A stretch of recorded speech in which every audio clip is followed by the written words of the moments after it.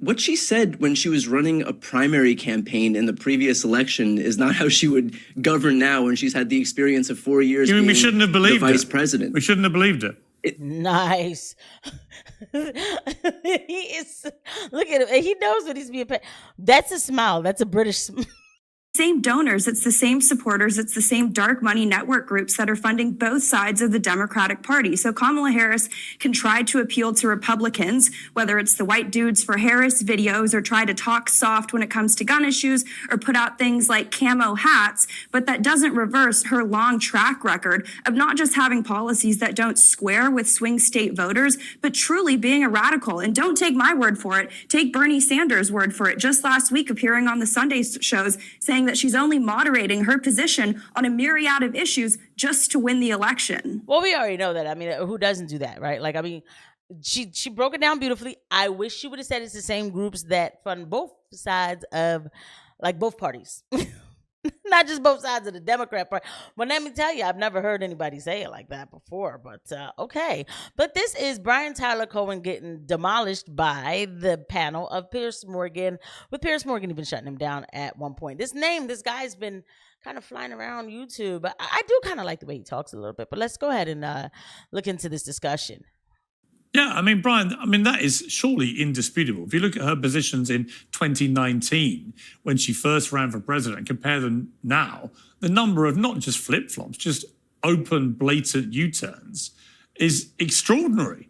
And one of the reasons she's not doing big interviews, if she can possibly avoid it, is she doesn't want people reminding her of this remarkable journey she's gone on from left-wing progressive to centrist. Piers, what she said when she was running a primary campaign in the previous election is not how she would govern now when she's had the experience of 4 years You mean being we shouldn't have believed the vice it? president. We shouldn't have believed it. Nice. He is. Look at him. He knows what he's being paid. That's a smile. That's a British smile. I'm sorry. Because he knew he was petty just now. He got her, you know. Also kind of wish, she looks really nice. She looks really nice. They got to give the men some chapstick. All right. Y'all didn't need that, right? By the way, please don't forget to hit the like and subscribe button and the notification bell. This is your first time around here. Please don't forget to, subscribe to the channel for sure, man. We break the inconvenient truth. We bring the asteroid, all of that here on this channel. Thank you for watching. It's that people have their positions when they're running primary campaigns in previous election cycles. When was she lying to us, Brian, is my point. Should we have believed that in 2019? I mean, we're not talking about someone in their 20s. We're talking about somebody who's 60. So she was in her mid-50s and an American senator when she put these positions forward in 2019. Are we supposed to now accept that she was lying then, and that wasn't what she really means or believes? And then that comes to the issue of credibility. Or do we accept that now she doesn't mean what she's saying now? She just wants, as Natalie said via Bernie Sanders' interview, she just will do whatever it takes to win. Piers, people run primary campaigns and try to figure out their lane in the Democratic Party, and their positions evolve over time when things change in this country. Right now, she's had the experience of 4 years as vice president, recognizing how to properly run an economy, how to properly protect healthcare and expand its access among Americans, how to properly make sure that we have common sense gun safety restrictions, how to properly actually pass legislation that Donald Trump pretended he would pass. You want to talk about evolving positions? Trump predicated his entire 2015 campaign, when he was running as a fake populist, on a jobs boom, on passing an infrastructure law, on having a healthcare reform bill that would make healthcare but here's the problem. less expensive. Before we get to the problem, number one, I do like his background. There was a jobs boom. Look, I have my issues with Trump today, but while the people who came to support Trump in 2015 feel like the first term was not what they were promised, and I can understand why they say that, by the way. For me, the Johnny come lately, I looked around and said, no, wait a minute now, I kind of like the way things are. Hold on, let me see what's going on here. Boom, boom, boom, check the policies and everything else. And I was like, oh, this is the guy for me. No Biden over here, guys. Don't vote for Biden. And, and the rest is history, right? So, like, him saying that, too, about a Donald Trump compared to a Kamala Harris, who was already senator. For all that people say, like, well, but, he was friends with politicians. I'm friends with plumbers. I don't know how to water jet the house. Okay? And less expensive, Piers. Hold on. Less expensive, Piers, and more comprehensive. Yeah. He didn't pass any of that. Not only did he not pass it, he didn't try. He used all of his political capital in office not to do any of those populist things that he promised when he was running for office, but rather to just pass a tax cut for millionaires and billionaires. Everybody acts like that's all he did. Don't get me wrong. Again, I say I have my issues with Trump. I keep hearing him. I'm like, but what did he do for 4 years? He passed the tax cut. That's all he did. I don't think that's all he did, guys. Like, come on. Like, we know it wasn't what, some people thought it would be, but it wasn't just a tax cut either. I mean, he did try to bring our troops home and stuff like that. I don't know if he could do it again now. I mean, the Israel lobby has grown so big in this country. I don't know if he could do it or get away with it or try, right? But, I mean, come on, guys. Like, let us not act like, it was a tax cut, boom, 4 years and that's it. No.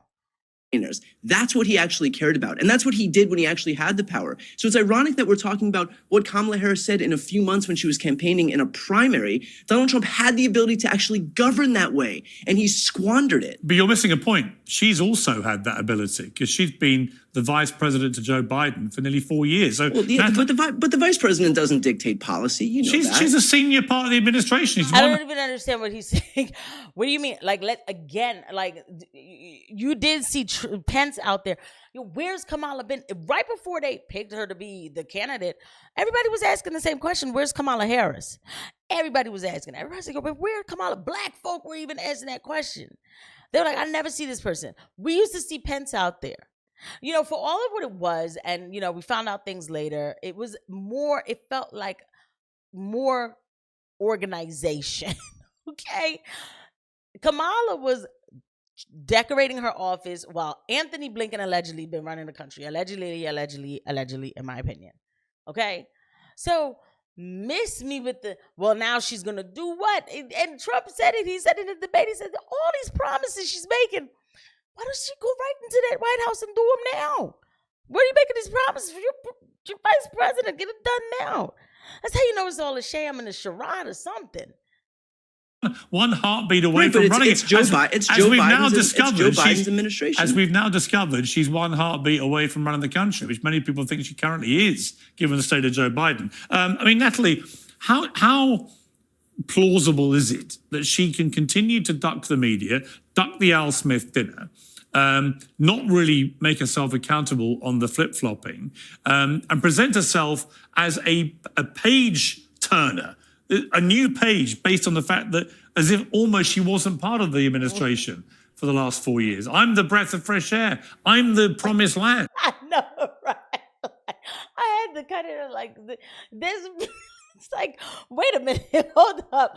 Like, that's crazy how the media works with her. That's how you know the media is the enemy of the people. Man, I can't stress that enough. The media is really the real, because it's like a super influencer, right? Like, I believe that an influencer is even more powerful than a president. Yeah, because you can get the people moving. But if the media keeps you on a ticker tape of headlines and gives you half news, it's all superficial.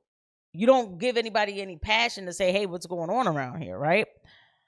And now all of a sudden, Kamala's the hero. It's like she's going to come in and swoop and save the day. And I'm like, well, she was decorating her office just about a few months ago, not showing up at all. And now all of a sudden she's good. But she's been part of the regime the whole time. And Anthony Blinken's been doing everything and signing all this other stuff, allegedly, in my opinion, and every month he's in Israel. And I don't know what the borders have just opened, they're closed. I don't even know. Complete anarchy. But the same person whose name is involved in the anarchy, they're going to make it better.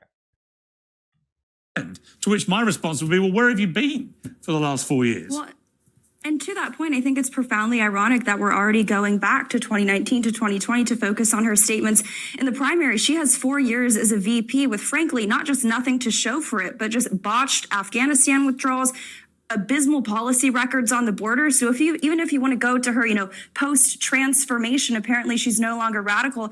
If you want to look at her record now, someone who gloats and touts the fact that she was the last person in the room when it came to making decisions on the Afghanistan withdrawal, and someone who's, so proud of her record on the border, she won't even embrace her border czar moniker. I don't really think you even have to go back to the primary to look for evidence that Kamala Harris is not a candidate that has a solid track record to run on. And that's squarely why she's dodging engaging the mainstream media, and of course hostile media networks too. But you're going to see the Democrats continuing to roll out endorsements from out-of-touch Hollywood elites, or frankly, the national security officers. It started out with the 4 anonymous ones that tried to smear Trump as a Russian agent. Then in the 2020 election, it was the 51 anonymous intel officers who said that the Hunter Biden laptop was Russian disinformation. And now it's a couple hundred. I guess that's how desperate they are. National security officials that they have to wheel out to prop up this candidate who is essentially an empty vessel that is being pushed and shepherded by the most radical elements of the Democratic Party, and is only moderating right now because they admit it. They are engaging in a campaign let me ask you, to why, go after Republican voters. Why didn't... I don't know why he's confused. We all see the same thing, Brian. Y'all gotta come better. Listen, I'm gonna help Brian out. Watch. Donald Trump say all this at the debate when he had the chance with, tens of millions of Americans watching? Why did he get sucked into her trap, which clearly worked? She won that debate. Whatever anyone else tries to spin it, I can tell you categorically she won it. And she won it because she played to his kind of narcissism. And he wasn't able to articulate all the things you've just said about her own positions and the weaknesses of those. And I think that was a mistake. Do you agree? It's precisely why I think Trump wanted to have a debate on Fox. He wanted to have questions that would have teed up actual substantive conversations. Yeah, but he could have done it there. Yeah, she deserves the shutdown. He's happy. He's like, all right, good. He's like, all right now. It's not just Piers coming after me. Okay, it's your turn. Okay, Trump should have either leaned into his so-called super villainous, whatever, or stayed focused. I should have been on a team. Trump, if I was on a team, it would have been better. Y'all know that. Drop a comment below. Tell me you agree with me. Yes.